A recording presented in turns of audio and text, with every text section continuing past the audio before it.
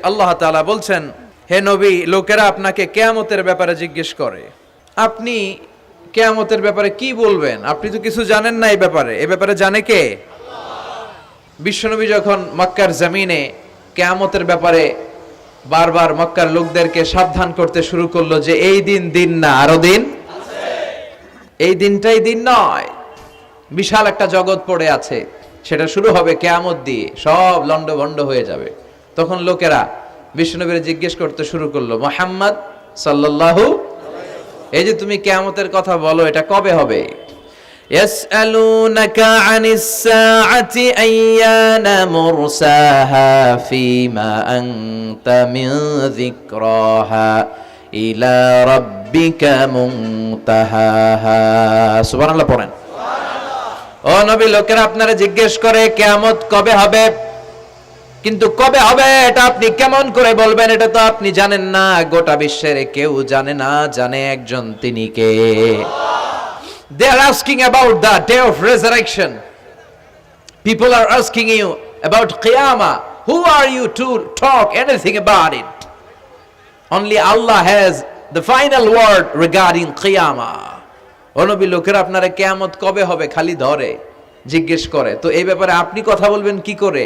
এই ব্যাপারে কোনো জ্ঞান তো আমি আপনাই দেইনি। কিয়ামত কবে হবে এটা জানি শুধুমাত্র আমি আল্লাহ। চিল্লায় বলেন ঠিক কিনা? বিশ্বনবী মক্কায় কিয়ামতের ঘোষণা দিলেন। বিশ্বনবী বললেন, এই পৃথিবী এরকম থাকবে না, সব ভেঙে চুরে খান খান হয়ে যাবে। আল কারিআতু মাল কারিআতু ওয়া মা আদরাকা মাল কারিআহ। বিকট একটা আওয়াজ হবে, ইসরাফিল যখন সিংহায় ফুৎকার দিবে, গোটা বিশ্বটারে মেসাকার করে দিবে কে?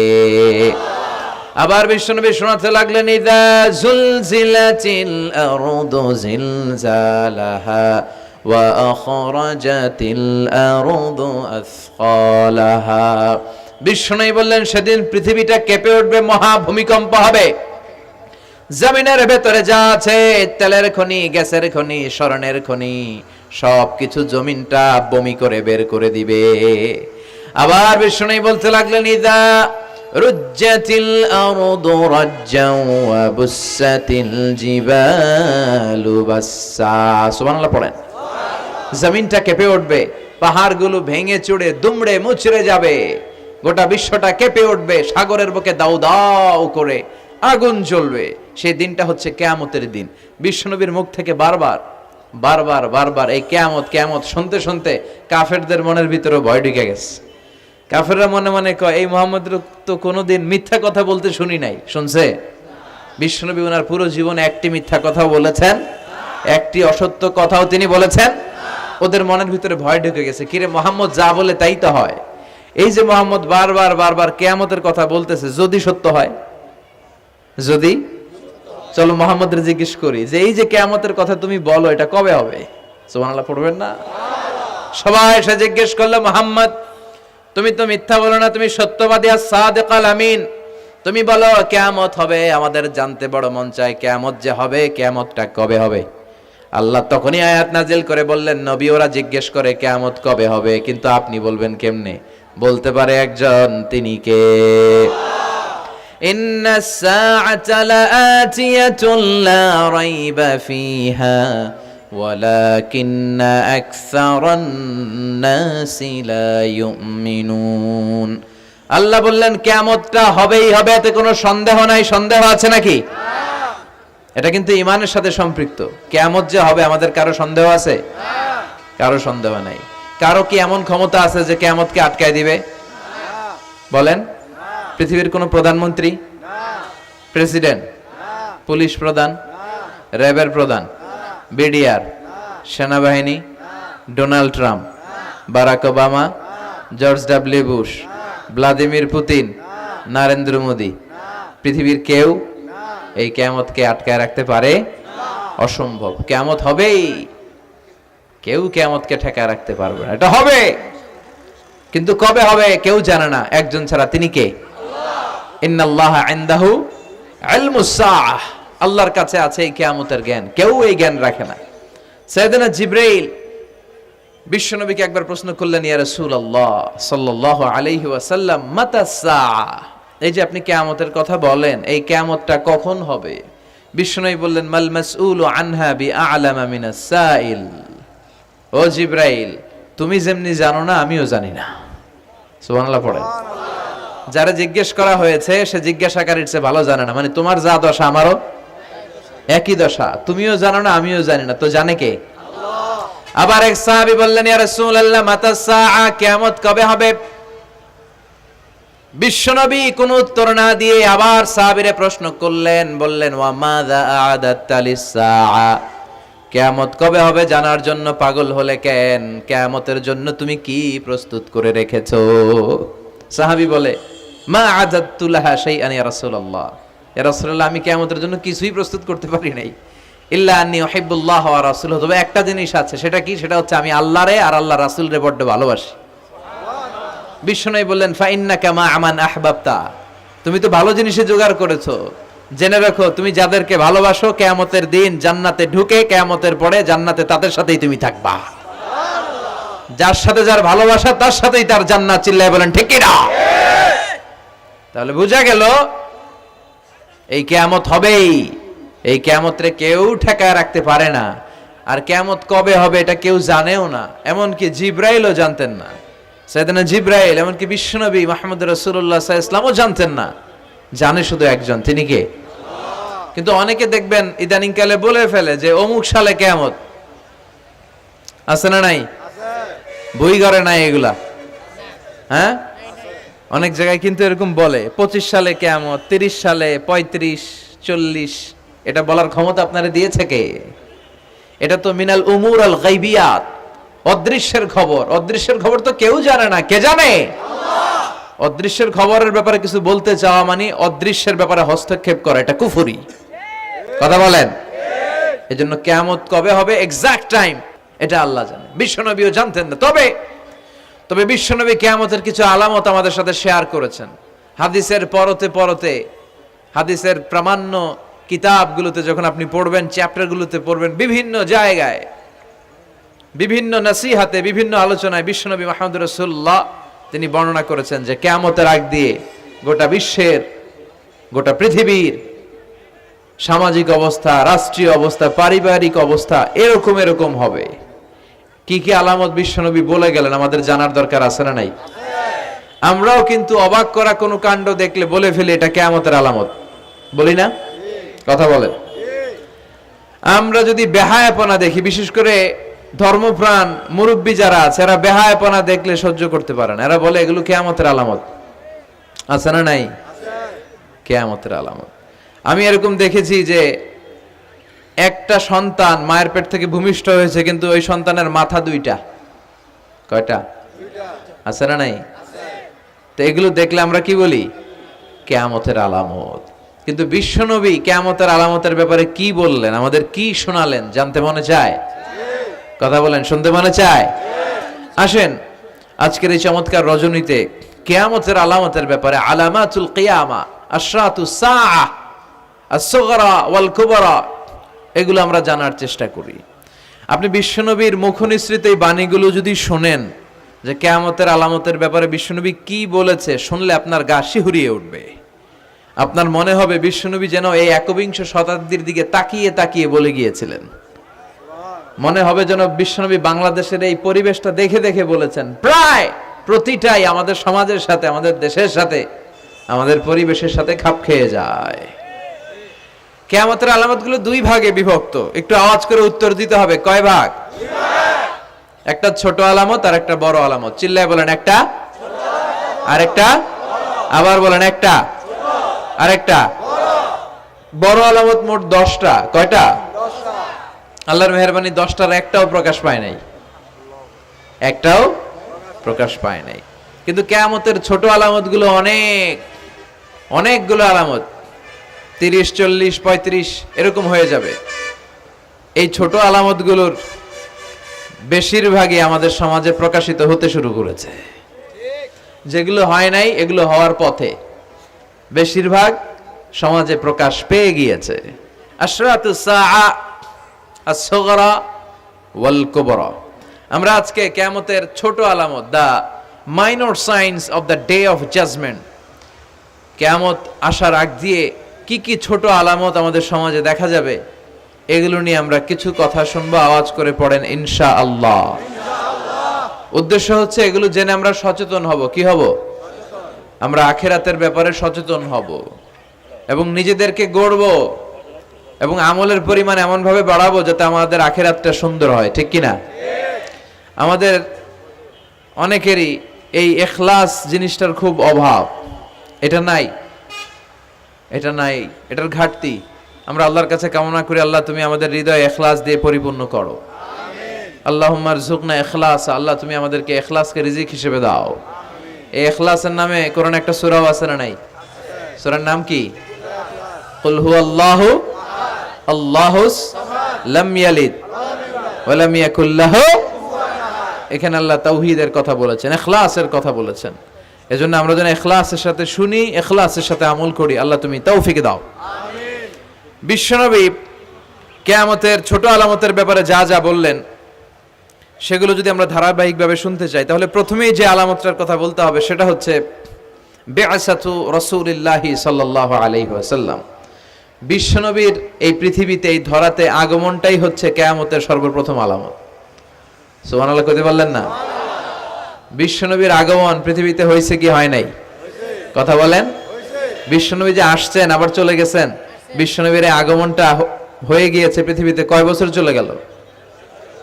হ্যাঁ, প্রায় 1400-1500 বছর চলে গেল, এখনো কিয়ামত হয় নাই। সুবহানাল্লাহ পড়েন। বিশ্বনবী বলতেন বুইস্তু আনা ওয়া সাআতু কাহাতাইন, আমি এবং কিয়ামত এইভাবে পিঠাপিঠি হয়ে নাজিল হয়েছি। এই আঙ্গুল থেকে এই আঙ্গুলের মাঝখানে যেমনি তেমন কোনো ব্যবধান নাই, আমি বিশ্বনবী আর কিয়ামতের মাঝখানেও তেমন কোনো ব্যবধান নাই। বিশ্বনবী সাহাবাদেরকে বুঝাতে যে প্রায় এরকম আঙ্গুল ব্যবহার করতেন, ইশারা দিতেন, আঁকাঝোঁকা করতেন। এখন আধুনিক শিক্ষা পদ্ধতিতে এগুলো ব্যবহার হতে শুরু হয়েছে। এগুলো সব বিশ্বনবীর মেথোডোলজি। সুবহানাল্লাহ পড়বেন না? বিশ্বনবী আবার আরেক জায়গায় বলেছিলেন আনা ওয়া কাফিলুল ইয়াতীমি কাহাতাইন, আমার আঙ্গুলের দিকে দেখতেছেন? হ্যাঁ, আনা ওয়া কাফিলুল ইয়াতীমি কাহাতাইন, আমি আর ইয়াতীমের রক্ষণাবেক্ষণকারী জান্নাতে এরকম কাছাকাছি থাকবো।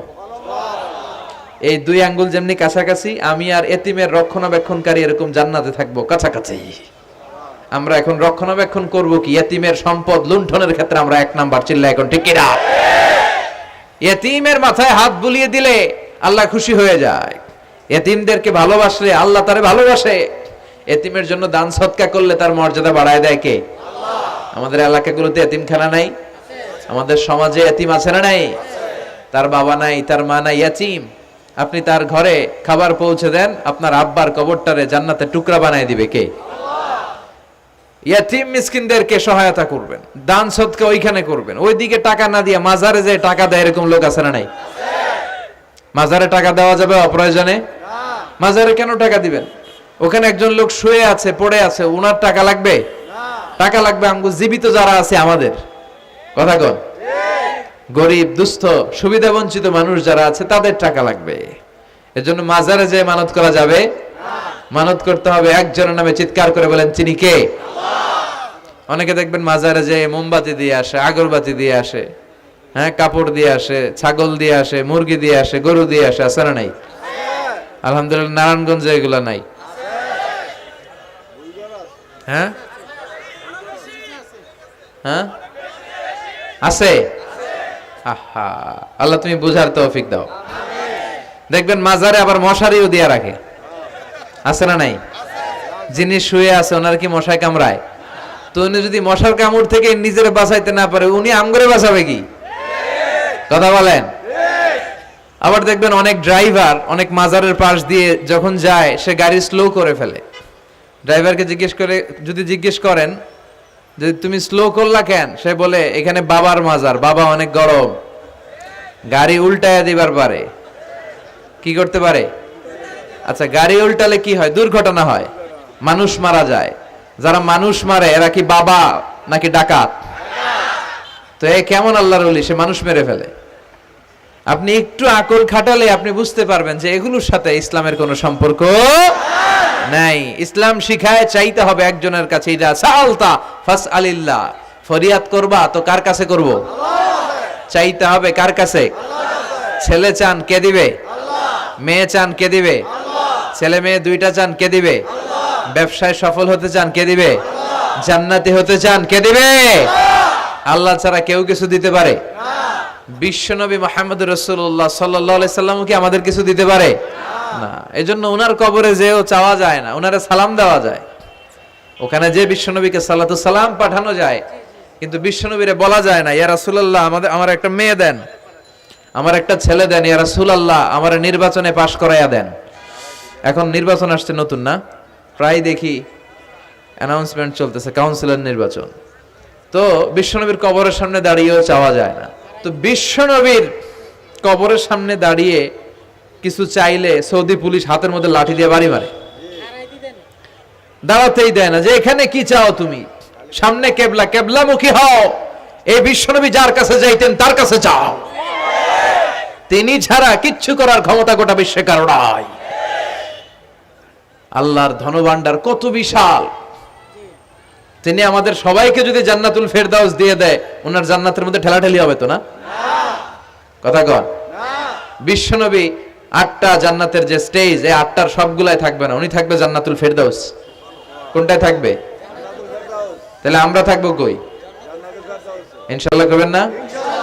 নবী থাকবে একটাই, আমরা আরেকটাই। এটা সম্ভব? অন্য কোন জান্নাত দিয়ে আমাদের বুঝ দেওয়া যাবে?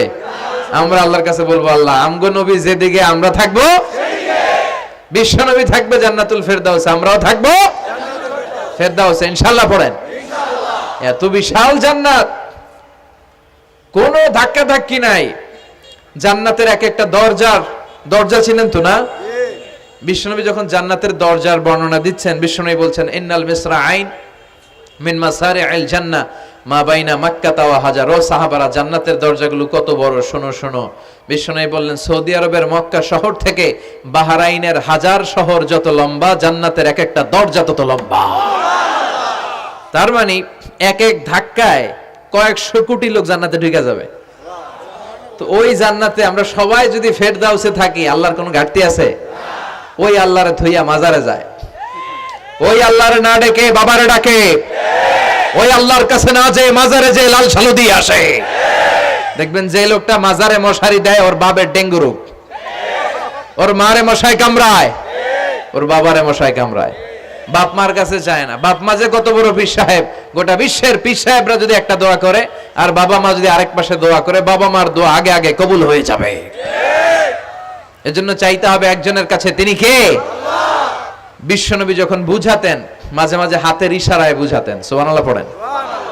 বিশ্বনবী যখন বুঝাতেন, মাঝে মাঝে প্রশ্ন করে বুঝাতেন, মাঝে মাঝে প্রশ্ন করে বুঝাতেন। He use to throw question to the audience.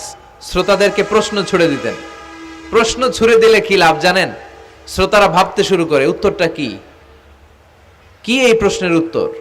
যখন উত্তরটা করতে পারে না, তখন বিশ্বনবী উত্তর বলে দিতেন। যখন উত্তর করতে যে ঠেকে যায় একটা ঠেকা ঠেকা ভাব, তখন যখন উত্তরটা জানা হয়, ওই উত্তর আর ভোলা হয় না। কথা বলেন। বিশ্বনবী সাহাবাদেরকে প্রশ্ন করলেন, ইন্না মিনাশ শাজারাতি শাজারাতুন লা ইয়াসকুতু ওয়ারাকুহা।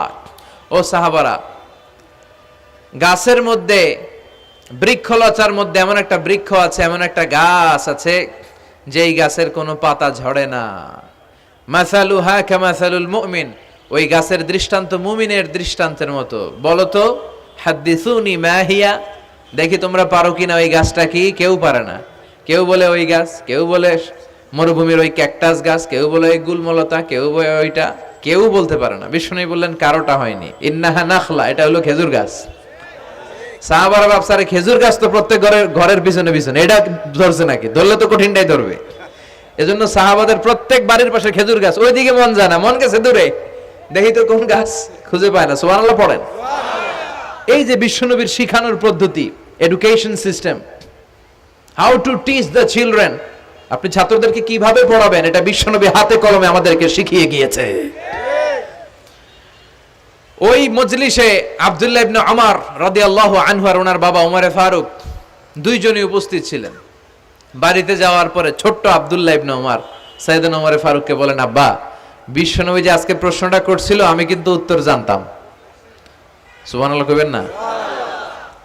ওমর ফারুক বললেন, বলো কি, তুমি জানতা যেটা খেজুর গাছ? আব্দুল্লাহ ইবনে ওমর বলে, না আমি আবি, হ্যাঁ আমি জানতাম। তো বললা না কেন?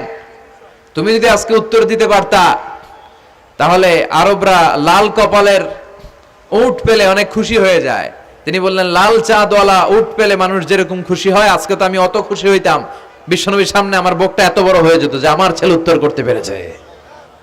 আব্দুল্লাহ ইবনে ওমর বললেন, আপনি আমার আব্বা, আশেপাশে চাচারা কেউ পারে না, আমি কেমনে কই? সুবহানাল্লাহ কইবেন না? দেখেন বিশ্বনবীর শিখানোর কত চমৎকার পদ্ধতি। তো সে পদ্ধতির অংশ হিসেবে বিশ্বনবী এরকম আঙ্গুল দিয়ে ইঙ্গিত করতেন আর বলতেন, আনা ওয়া কাফিলুল ইয়াতীমি কাহাতাইন, আমি এবং ইয়াতিমের যত্ন যারা করে তারা জান্নাতে একসাথে এইভাবে থাকবো। আবার কিয়ামতের বর্ণনা দিতে যে বিশ্বনবী বললেন, আনা ওয়া সাআতু কাহাতাইন, আমি আর কিয়ামত এরকম পিঠাপিঠি, আমার আর এই দুইটা আঙ্গুলের মাঝখানে যেমনি তেমন ব্যবধান নাই, আমি আর কিয়ামতের মাঝখানেও তেমন ব্যবধান নাই। চিল্লায় পড়েন আল্লাহু আকবার। তাহলে বিশ্বনবীর ঘোষণা অনুযায়ী কিয়ামতের প্রথম আলামত হচ্ছে বিশ্বনবীর স্বয়ং আগমন। এটা হয়েছে কি হয় নাই? এরা হতে হেলে দুলে নুরানি তনু কে আসে হায়, সারা দুনিয়ার হেরে মেরে পর্দা খুলে খুলে চায়, সে যে আমার কামলিওয়ালা কামলিওয়ালা, তার ভাবে বিভোল রাঙা পায়ের তলে, পর্বত জঙ্গল টল মল টলে, খুরমা খেজুর বাদাম জাফরানি ফুল ঝরে ঝরে যায়, সে যে আমার কামলিওয়ালা কামলিওয়ালা। সুবহানাল্লাহ পড়েন। এই কামলিওয়ালা নবীর আগমনটাই কিয়ামতের প্রথম আলামত। তাহলে প্রথম আলামত আমরা পাইছি কি পাই নাই? পেয়ে গেলাম। এরপরে বিষ্ণু বলেছেন, যুহুর কাসরাতিল ফিতান বিআনওয়াইহা, কিয়ামতের আগ দিয়ে সমাজে ফিতনা ফাসাদ বেড়ে যাবে। পারিবারিক ফিতনা আমাদের আছে না নাই? সামাজিক ফিতনা, একটু আওয়াজ করে উত্তর দিবেন। রাষ্ট্রীয় ফিতনা, নারী ঘটিত ফিতনা, খালি ফিতনা আর ফিতনা। আপনি যেদিকে তাকাবেন ওইদিকেই ফিতনা। আপনি চাইলেও আপনার ঈমান বাঁচাতে পারছেন না। আমরা চাই আমার চোখটা হেফাজত করব, পারছি না। ইউটিউবে ঢুকলাম, জাকির নায়েকের লেকচার শুনবো, ইউটিউবে ঢুকলাম, শায়েখ সুদাইসের তেলাওয়াত শুনবো, ওদিকে তেলাওয়াতও বাজে আর নিচে সাজেস্টেড ল্যাংটা ভিডিও আছে না নাই? কই যাব আমরা? কিভাবে বাঁচাবো আমাদের চোখ? বায়ে অশ্লীলতা দেখে ডানে তাকায়, দেখি ওদিকে অশ্লীলতা, আবার বায়ে তাকায়, ওখানে অশ্লীলতা, সামনে তাকাই অশ্লীলতা, আবার পেছনে তাকাই অশ্লীলতা, নিচে তাকাই অশ্লীলতা, উপরে তাকাই ওদিকে অশ্লীলতা। আমরা যাব কই? আর নাযার সাহমুন মাসমুম মিন সিহাম ইবলিস, এই দৃষ্টি শয়তানের বিষ মাখানো তীরবানের মধ্য থেকে ভয়ঙ্কর তীর। এই তীর দিয়ে শয়তান যুবক যুবতীদেরকে কাবু করে ফেলে। একটা যুবক যুবতীর মধ্যে প্রথমে আই কন্টাক্ট হয়। কি হয়? প্রথমে আই কন্টাক্ট, চোখে চোখে একটা ভাব বিনিময় হয়, হ্যাঁ। এরপরে এসএমএস এর আদান প্রদান হয়, কথা বলেন। এরপরে ডেটিং হয়, ডেটিং কি হয়? এরপর হয় গার্লফ্রেন্ড বয়ফ্রেন্ড, আছে না নাই? এগুলো ভুইঘরে নাই? ভুইঘরের ছেলেপেলেরা আল্লাহওয়ালা, হ্যাঁ। কি ভয়ঙ্কর অবস্থা। আমরা ছোটবেলায় এই সমস্ত গার্লফ্রেন্ড বয়ফ্রেন্ড কি বুঝতামই না। এখন ক্লাস 5 থেকে শুরু, ক্লাসে যারা যারা আছে ভাগাভাগি হয়ে যায়, কোনটা কার, আছে না নাই? কয় এইটা আমার, মানে আমার ফ্রেন্ড, এটা আমার এই কি ফ্রেন্ড, গার্লফ্রেন্ড, এটা আমার গার্লফ্রেন্ড, তো এটা তোর গার্লফ্রেন্ড, আছে না নাই? আবার এটারে সংক্ষেপ করছে, কয় জিএফ। কি কয়? তোমাদের এগুলা নাই তো? হ্যাঁ আছে, অর্ধেক কয় আছে, অর্ধেক কয় নাই। খুব চালাক এরা। প্রিয় ভাইয়েরা, এগুলো আমাদের সংস্কৃতি নয়। বিবাহ বহির্ভূত যে কোনো ধরনের নারী পুরুষের সম্পর্ককে হারাম করেছে কে? আল্লাহ। আসুন আমরা বিয়েটাকে সহজ করি, আর্লি ম্যারেজ ক্যাম্পেইন করি। আর কত বলবো, যতদিন বেঁচে থাকি বলবো, বিয়েটারে সহজ করে দেন। ছেলের বাবা যারা আছেন, মেয়ের বাবা যারা আছেন, বিয়েটা সহজ করে দেন। তা না হলে এই যে 14ই ফেব্রুয়ারি গুলো যায়, আছে না নাই? কি নাম? কি বিশ্ব বেহায়া? আহা, এগুলো আগে ছিল না, এগুলো সব কিয়ামতের আলামত। চিল্লায় এখন ঠিক কিনা? এই দিবসগুলোতে আপনার উঠতি বয়সের তরুণী মেয়ে, আপনার ছেলে যে পাপগুলো করে বিয়ে না করার কারণে, এই পাপগুলোর একটা পার্সেন্টেজ গুনাহ আপনার আমলনামায় আছে না নাই? এজন্য খবরদার, বাবা মা যারা আছেন ছেলে মেয়েদেরকে সময় মতো বিয়ে করিয়ে দেন। আমাদের দেশে বিয়ে অনেক সময় অনেক দেরি হয়ে যায়, বিশেষ করে ছেলেদের দেরি হয়ে যায়। বলে তুই নিজের পায়ে দাঁড়া। তো এতদিন ও কার পায়ে দাঁড়াইছে? ও তো নিজের পায়ে দাঁড়িয়েছে, একটু সহযোগিতা করেন না আপনি, বিয়েটা সহজ করে দেন। বিয়ের চেয়ে ভালো কাজ পৃথিবীতে নাই। হ্যাঁ, ইয়াং পোলাপানরা অনেক খুশি হয়ে গেছে। হ্যাঁ, বিয়ে করবে তোমরা। বিয়ে বহির্ভূতে জিএফ বিএফ এর দরকার আমাদের নাই। চিল্লায় বলেন ঠিক কিনা? এগুলোর বিরুদ্ধে আমাদের জিহাদ। ইসলামের ইমেজকে, আমাদের মোরালিটি, আমাদের এথিক্যাল স্ট্যান্ডিং পয়েন্ট যেখানেই নষ্ট হবে, ওগুলোর বিরুদ্ধে আমাদেরকে সোচ্চার হতে হবে। এই নৈতিকতার অবক্ষয় হতে হতে এমন পর্যায়ে ঠেকেছে বাংলাদেশটা এখন জাহান্নামের টুকরা হয়ে গিয়েছে। এখন মেডিকেলের ডাস্টবিনে ছোট্ট ছোট্ট নবজাতক বাচ্চার লাশ পাওয়া যায়। এগুলো সব 14ই ফেব্রুয়ারি পালনের ফসল। এগুলোর সাথে মুসলমানদের কোনো সম্পর্ক থাকতে পারে না। এগুলো ইসলামের সাথে কোনো সম্পর্ক নাই। এগুলো হচ্ছে পাশ্চাত্য থেকে আমদানি করা, পার্শ্ববর্তী দেশ ভারত থেকে আমদানি করা। আমাদেরকে যে ইসলামের সুশীতল বাণী বিশ্বনবী শিখিয়েছেন, আমাদের জানিয়েছেন, দ্যাটস এনাফ ফর আস, এটাই আমাদের জন্য যথেষ্ট। এজন্য এই যুগটা হচ্ছে, বিশ্বনবী বললেন, ফিতনার যুগ। আখিরি জামানায় জ্বলন্ত আগুনের কয়লা নিয়ে হাতে রাখাটা সহজ হয়ে যাবে, কিন্তু ঈমান নিয়ে টিকে থাকা কঠিন হয়ে যাবে। আপনি চাইলেও ভালো থাকতে পারবেন না, আপনি হকের কথা চাইলেও বলতে পারবেন না। ঝুঁকি আছে না নাই? গুম আছে না নাই? ক্রস ফায়ার আছে না নাই? কে কোন দিক দিয়ে গুম টেরি পাওয়া যাবে না, কিন্তু এই হকের রাস্তা আমরা ছাড়বো না। বিশ্বনবী বললেন ফিতনা বেড়ে যাবে। আপনি হক হালাল মেনটেন করতে চান কিন্তু পারবেন না। আপনি ঘুষ খাবেন না, কি হবে? টেবিলের নিচ দিয়া ঘুষ, উপর দিয়া ঘুষ, সব জায়গায় ঘুষ। আপনার পাশে যে চাকরি করে সে খায় ঘুষ, ও খায় ঘুষ, নিচের কর্মচারী খায় ঘুষ, উপরের বসও খায় ঘুষ। কথা বলেন, আপনি চাইলেও পারছেন না।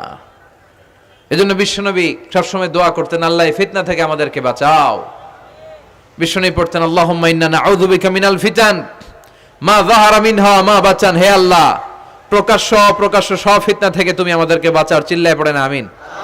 আওয়াজ করে আমার সাথে পড়েন, আল্লাহুম্মা ইন্না নাউযু বিকা মিনাল ফিতান মা যাহারা মিনহা ওয়া মা বাচান।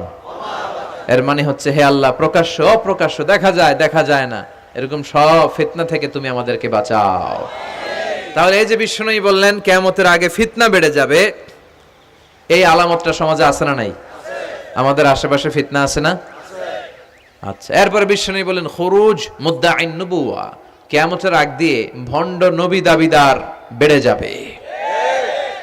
বুখারীর বর্ণনায় বিশ্বনবী বললেন, ততক্ষণ পর্যন্ত কিয়ামত হবে না যতক্ষণ না 30 জন ভণ্ড নবী দাবিদার বেরোবে।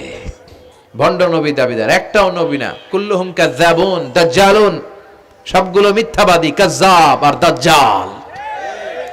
বিশ্ব নবী হচ্ছেন সর্বশেষ নবী। আমার নবীর পরে আর কোন নবী আসবে না, আমার রাসূলের পরে আর কোন রাসূল আসবে না। এই কথাটা যারা মানবে না তার ঈমান থাকবে না। মা কানা মুহাম্মাদুন আবা আহাদিম মির রিজালিকুম ওয়ালাকিন রাসূলুল্লাহি ওয়া খাতামান নাবিয়্যিন। মুহাম্মদ তোমাদের কোন ছেলেদের পিতা নয়, তিনি হলেন আল্লাহর রাসূল, তিনি হলেন শেষ রাসূল। খাতামান নাবিয়্যিন, সাইয়েদনা আদম থেকে শুরু করে নবী আসার যে ধারাবাহিকতা, এটা বিশ্ব নবীর মাধ্যমে এই চেইনটাকে কাট আপ করে দিয়েছে কে? আল্লাহ। আমার নবীর পরে কোনো নবী নাই।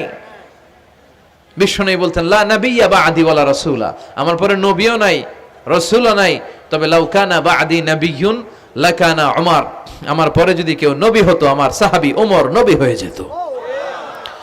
প্রভু তুমি বলেছ রাসূল দেবে না, বলনি দেবে না ওমর, বলনি দেবে না হামজা তারিক, খালিদ বিজয়ী সমর। প্রভু তুমি বলেছ রাসূল দেবে না, বলনি দেবে না ওমর, বলনি দেবে না হামজা তারিক, খালিদ বিজয়ী সমর। প্রভু তুমি বলেছ রাসূল দেবে না। সুবহানাল্লাহ পড়েন। ওমরে ফারুক নবী হয়ে যেত, এমন কোয়ালিটি ছিল। আসাদুহুম ফি আমরিল্লাহি আমার, আল্লাহর আইন বাস্তবায়নের ক্ষেত্রে গোটা বিশ্বের মধ্যে সবচেয়ে শক্ত ছিলেন সাইয়েদনা ওমর। আর এই উম্মতের মধ্যে সবচেয়ে নরম দিলের ছিলেন সাইয়েদনা আবু বকর।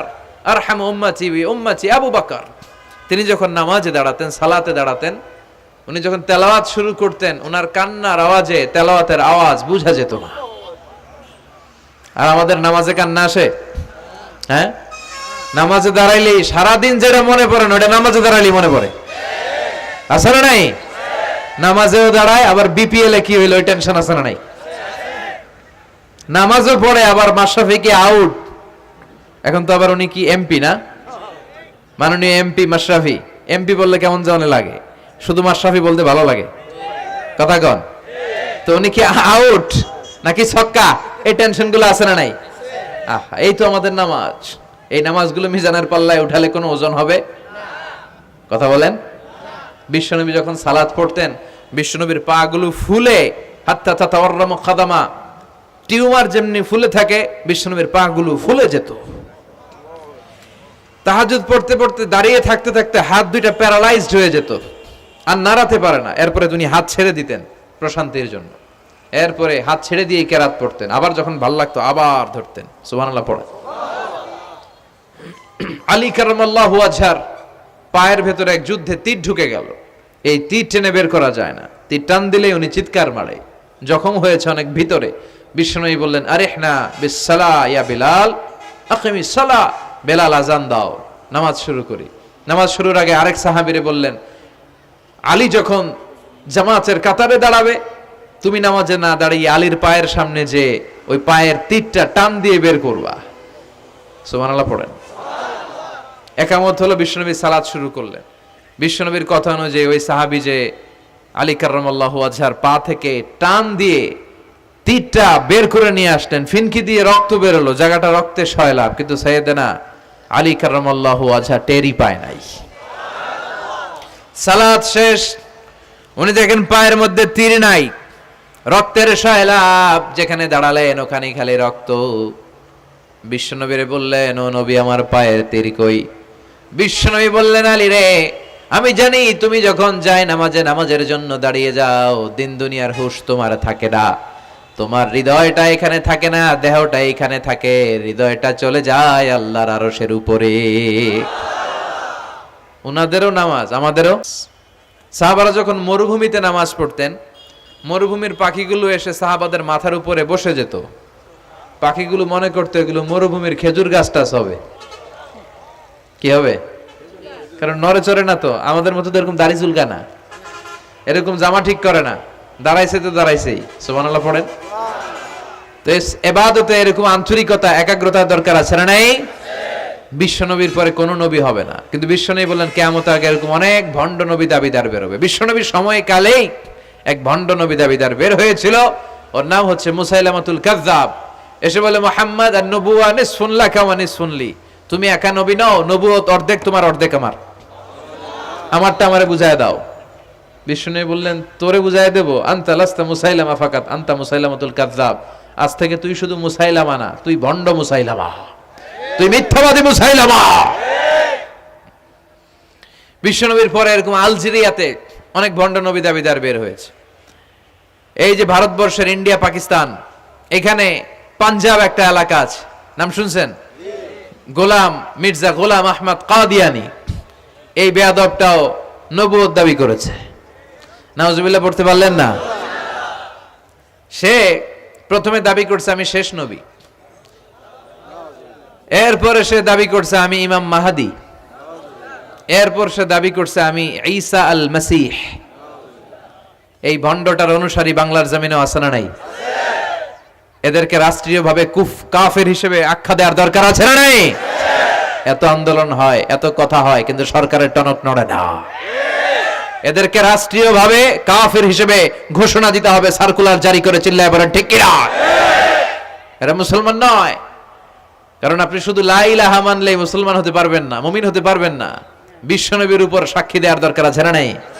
বিশ্বনবী শেষ নবী, ওনার পরে কোনো নবীও আসবে না, কোনো রাসূলও আসবে না। চিল্লায় বলেন ঠিক কিনা? এই বেয়াদবটা পায়খানা করতে যায় টাঙ্কি ভাঙ্গা গুয়ের টাঙ্কিতে পয়রা মরছে। শত শত বছরের ময়লা পায়খানাটার মধ্যে জমা, গু খাইতে খাইতে পেটটা হয়েছে এত বড়, আর পারে না। আল্লাহকে খা, জনমের খাওয়া। নবীরা যেখানে মারা যায়, নবীরা নিজে পবিত্র, যেখানে মরে ওই জায়গাটাও, কিন্তু বেয়াদবটা কই মরছে? হ্যাঁ, বাথরুমের টাঙ্কির ভিতরে। তো মেথর নিয়ে আসা হয়েছে, মেথর ভাইরা এসে রশি দিয়ে ওটারে উঠায়। কিছু দূর ওঠার পরে এত ওজন, রশি টশি ভাঙ্গে আবার ধস করে পড়ে, আবার উঠায়, আবার পরে আল্লাহকে জনমের মতো ঘু খাইয়া নে। বিষ্ণুর সাথে বেয়াদবি করেছিস, তোর ইজ্জতের 12টা আমি বাজায় দিলাম। চিল্লা এখন ঠিক কিনা? যারাই বিষ্ণুনবীর সম্মান নিয়ে ঝিনিমিনি খেলেছে, তাদের রেহাই দুনিয়াতেও নাই, আখেরাতেও নাই। এই মুসাইলামা দুনিয়াতেই অপমানিত হয়েছিল। সে বিষ্ণুনবীকে নকল করত, কপি করত, বেয়াদবি করত, স্পর্ধা দেখাতো। বিশ্বনবী কোন গাছের মধ্যে হাত লাগালে ওই গাছের ফলন বেড়ে যেত। সে বলতো আমি নবী। তার এলাকার লোকেরা বলে তাহলে বিশ্বনবী মুহাম্মদের মতো তুমি আমাদের এলাকার গাছে হাত লাগাও। সে কোনো গাছে হাত লাগাইলে ওই গাছের সব ফল মরে যেত। বিশ্বনবী কোন লোনা পানির কুয়ার ভেতরে অজু করে কুলির পানি ফেললে ওই লোনা পানির কুয়া মিঠা পানির কুয়াতে পরিণত হতো। আর এই বদমাসটা যদি মিঠা পানির কোন কুয়ার মধ্যে কুলি ফেলাইতো, ওইটা লোনা পানির কুয়া হয়ে যেত। বিশ্বনবী মদিনাতে আসার পরে মদিনার নিউ বর্ন বেবিদেরকে বিশ্বনবীর কাছে নিয়ে আসা হতো। বিশ্বনবী তাদেরকে তাহনিক করাতেন। তাহনিক মানে খেজুর হালকা একটু খেয়ে বিশ্বনবী লালা লাগিয়ে বিশ্বনবী লালা মোবারকটাই বাচ্চার ঠোঁটের মধ্যে বিশ্বনবী লাগিয়ে দিতেন। এখন বিশ্বনবী নাই, আলেমদের কাছে যাবেন, খতিব এলাকার বড় খতিব হুজুরের কাছে যাবেন, হাফেজ সাহেব হুজুরের কাছে যাবেন। হুজুর মধু খেয়ে বাচ্চার মুখে লাগাই দিবে। উনি যে সবসময় কোরআন পড়েন, ওনার সিনাতে যে কোরআন, ওইটার বরকত আছে না নাই? বিশ্বনবী তাহনিক করতেন, খেজুর খেয়ে ওই লালা মিশ্রিত খেজুর বাচ্চার মুখে লাগিয়ে দিতেন, আর বাচ্চার মাথায় হাত বুলিয়ে দিতেন। বিশ্বনবীর হাত মদিনার যে সমস্ত নবজাতক বাচ্চাদের মাথায় লেগেছে, বাচ্চাদের মাথার চুল বড় করে দিয়েছে কে? সেও বিশ্বনবীর মতো অ্যাক্টিং করত। তার কাছে নবজাতক বাচ্চা নিলে সেও তাহনিক করত। তাহনিক করার সাথে সাথে বাচ্চা বমি শুরু করে দিত। আর মাথায় হাত লাগায় দিলে মাথার চুল বাড়াতো, বড় কথা, আজীবনে বাচ্চাগুলো টাক মাথা থাকতো। কি করতো? টাক মাথা। তার মানে বেয়াদবির পরিণাম, অপমান দুনিয়া থেকেই শুরু হয়ে যায়। তো বিশ্বনবী বললেন এই ভণ্ডদের আবির্ভাব শুরু হবে। আমাদের এই সমাজে ভণ্ড আছে না নাই? দুদেল বান্দা কালমা চোর, না পায় শ্মশান না পায় ঘোর, দিন থাকিতে আয়রে পথে ছাইড়া দে ভণ্ডামি, ভণ্ডামি ভণ্ডামি ভণ্ডামি, ছাইড়া দে ভণ্ডামি। নামাজ কালাম পড়ে না, ইবলিশ শয়তানের নানা। আছে না এরকম? ইসলামের লেবাস লাগায়, দাড়ি রাখে, চুল বড় রাখে, জট পাকায় রাখে, রোজা নাই, নামাজ নাই, পরিচ্ছন্নতা নাই, আতর নাই, গোসল নাই। আছে না নাই? এরকম ভণ্ড পীর আছে না নাই?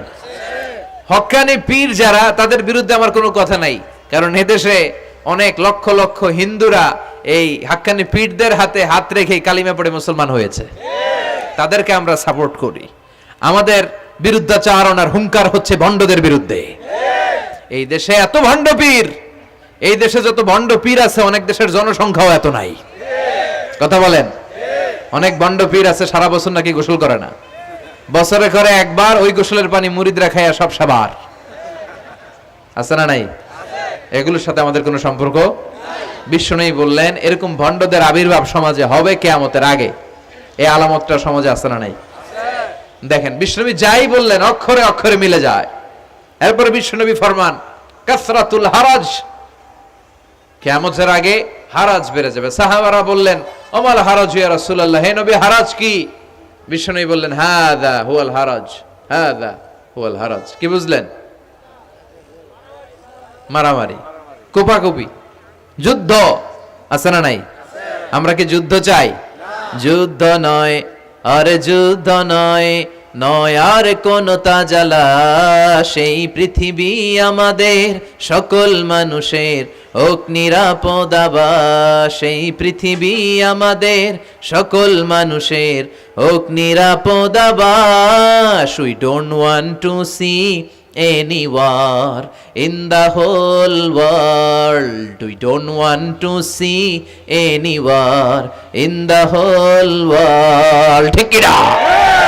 আমরা কোনো যুদ্ধ দেখতে চাই না, মারামারি দেখতে চাই না, অন্যায় হত্যাকাণ্ড বিচার বহির্ভূত কোন হত্যাকাণ্ড আমরা এদেশে দেখতে চাই না। কিন্তু বিশ্বনবী বললেন কিয়ামতের আগে এগুলো বেড়ে যাবে। বিশ্বনবী বললেন যে হত্যা করবে সে জানবে না কেন আমি হত্যা করলাম। এরকম হত্যা দেশে আছে না নাই? উপরের নির্দেশ, উপরের টেলিফোন, শুট করো, পোশাকি বাহিনী পিস্তল আছে, শুট করে দিল, কিন্তু কেন সে মারলো ওই সৈনিক জানে না। এরকম আছে না নাই? আবার যে নিহত হইল সেও জেনে মরতে পারলো না যে আমি কেন মরলাম। কথা কন। আহা, এই বাংলার বিভিন্ন নদীতে, মাঠে ঘাটে হাত বাঁধা, পা বাঁধা, চোখ বাঁধা, বস্তাবন্দি করা লাশ পাওয়া যায় কি যায় না? এই দুনিয়ায় তারা বিচার পায় নাই, কিন্তু এগুলোর বিচার আছে না নাই? এগুলোর বিচার যদি না থাকতো, the worldly life will be a joke. এই পৃথিবীটা একটা জোকিং হইতো, জোকিং। জোক করার জন্য আল্লাহ পৃথিবী বানায় নাই। যেগুলোর বিচার এই জমিনে আমরা পাই নাই, সেগুলোর বিচার আখিরাতে হবে। সেদিন হবে আসল বিচার, সেদিন হবে ফাইনাল খেলা। সেদিন হবে কি খেলা? বিশ্বাস হয়? অপেক্ষা আছে না নাই? সবগুলোর বিচার হবে ইনশাআল্লাহ। পড়েন।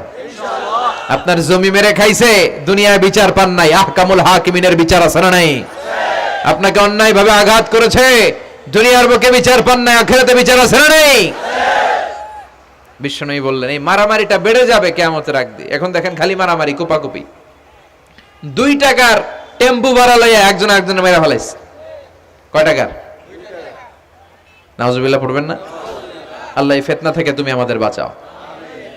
এরপর বিশ্বনবী বললেন দিয়াউল আমানা, কিয়ামতের আগ দিয়ে আমানতের খেয়ানত হবে। এটা আমাদের সমাজে আছে না নাই?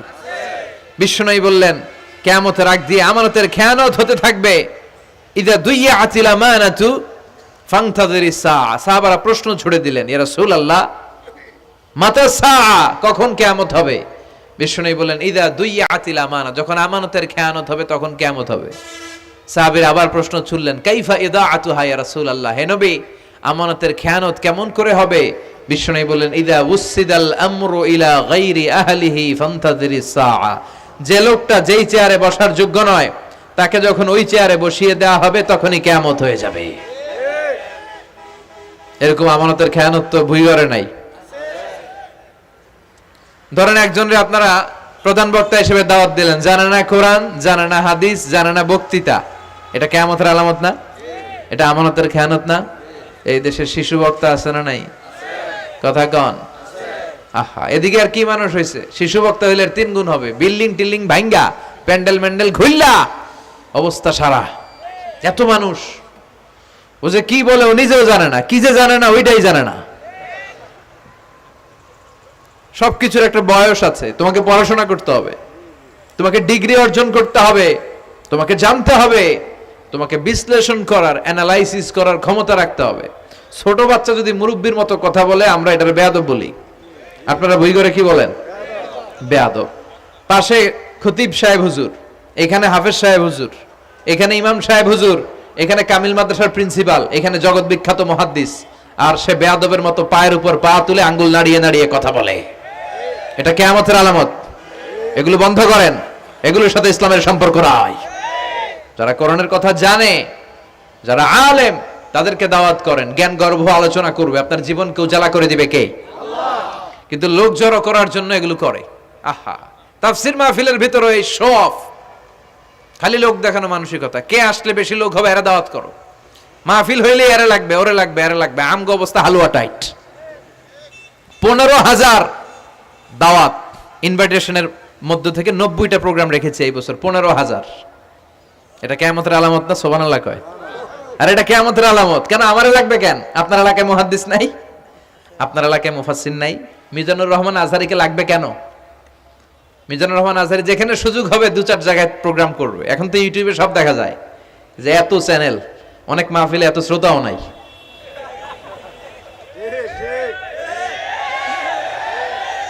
কথা কন, এখন কোথাও যেতে পারি না। আজকে এয়ারপোর্ট থেকে আসার পথে, এয়ারপোর্ট থেকে বের হইতে লাগতেছে আধা ঘন্টা।